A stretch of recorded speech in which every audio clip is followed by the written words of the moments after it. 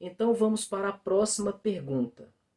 Já que não é qualquer tipo de choro, então que tipo de choro é esse? A bem-aventurança diz: bem-aventurados os que choram, porque eles serão consolados.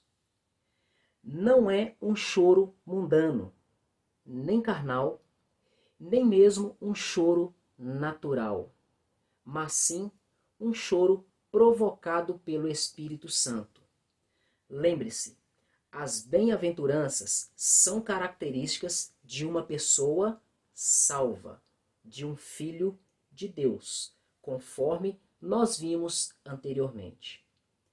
Nós precisamos lembrar que um choro mundano, ou seja, por causa das coisas do mundo, um choro carnal, que é gerado, produzido por causa de coisas materiais, coisas carnais, ou um choro natural, esse tipo de choro, ele não nos dá a garantia, ou melhor, ele não é um sinal de que as pessoas que produzem esse tipo de choro têm a salvação, verão a Deus ou são filhas de Deus.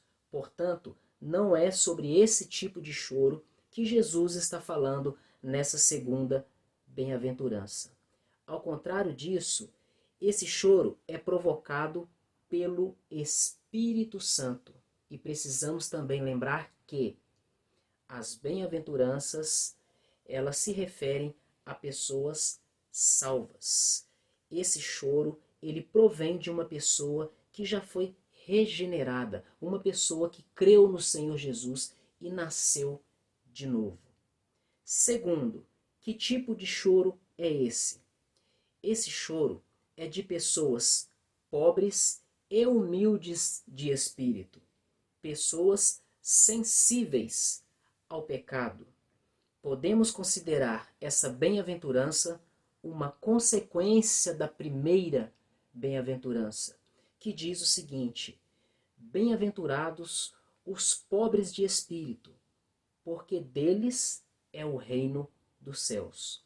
Essa bem-aventurança está em Mateus capítulo 5, versículo 3, um versículo anterior a esse que estamos estudando. Pessoas pobres e humildes de espírito. Foi o que eu li aqui para você. Nós já vimos em outro vídeo que uma pessoa pobre e humilde de espírito é uma pessoa que reconhece a sua situação pecaminosa e reconhece a sua total e completa dependência de Deus. Além disso, ela reconhece também que depende de Deus para tudo e para todas as coisas. Trata-se de algo espiritual, algo que não vem de nós. O ser humano por si mesmo não consegue reconhecer a sua pobreza, a sua miséria espiritual, a sua necessidade de perdão e salvação. Apenas o Espírito de Deus convence o homem do pecado, da justiça e também do juízo. E a partir do momento que o Espírito Santo convence uma pessoa do pecado, essa pessoa crê no Evangelho de Deus, Deus faz dela uma nova criatura. Nós nos tornamos filhos de Deus.